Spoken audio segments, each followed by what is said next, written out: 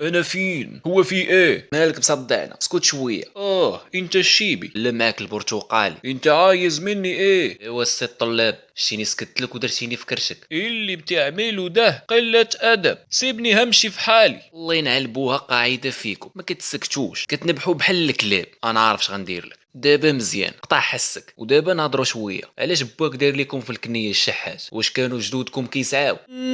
شتي كنت عارف. وهاد الذباب الالكتروني ولا الدبان، الصحافه ديال الويل، وباركين كيقولوا الشيبي هو اللي جبد، هو اللي سب لي والديه، وكاين اللي فيكم عاجبو الحال. واش نتوما كاملين دايرين هكا؟ وهذه هي حقيقتكم المره. دابا نقولوا مشكلتك معايا وحاقد عليا، ولكن علاش كتسب الدين ديالك؟ واش تعصبتي لهاد الدرجه وداير فيها متدين؟ وزعما داك الدينار اللي في جبهتك ديالاش اثر ديال السجود؟ غنحلف عليها حتى حارت جبهتك مع الحيط. انت بحالك راه ما كيعرفوش الله. ودابا انت كتلعب في المنتخب والاهلي وكتعامل تعامل ديال الحيوانات في الغابه. واش غنتسناو من الاخرين؟ حتى ما جيت يا الحمار اللي كتعلموها لوليداتكم. ديك النهار جاو عندنا الشباب ديالكم لعبوا ضد المنتخب، خسروا عادي. نطشوا ضربتوا الحامل ديال الكرات بديك الطريقه، كان باغي يقتلو، وضربوا ديك الدريه بقرا على وجهها مسكينه. وهداك البروش اللي شم ريح الطوابقو ما بغاش يسلم على سيدو القجع. والله ما عرفت علاش ما عندناش الزهر مع العرب، ما فهمتش. كان ضايفوكم مزيان، عمرنا ما خرجنا العيب،